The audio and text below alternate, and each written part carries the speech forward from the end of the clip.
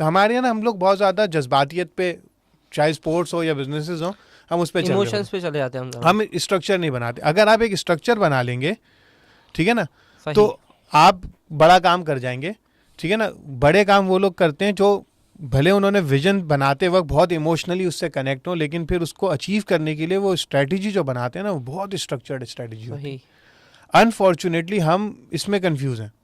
ठीक है ना, और मुसलमानों का कभी, अगर आप हिस्ट्री पढ़ें तो मुसलमानों का कभी ये क्या नाम है, शेवा नहीं था जो अब हम करते हैं कि या तो दीन की तरफ जाएंगे तो ऐसा इमोशनली कनेक्ट होंगे कि दुनिया को बिल्कुल छोड़ देंगे। तो उस वक्त ऐसा नहीं था। रातों को आप अल्लाह से मांगते थे और दिन में उठ के आप वैसे ही मेहनत करते थे जैसे दुनिया कोई देखने वाला बोले यार मतलब आपसे ज़बरदस्त तो कोई मेहनत नहीं कर नहीं रहा। तो अगर आप ये सारे लवाजमात पूरे कर जाएंगे ना, तो बहुत मुमकिन है कि आपका विजन अचीव हो जाएगा।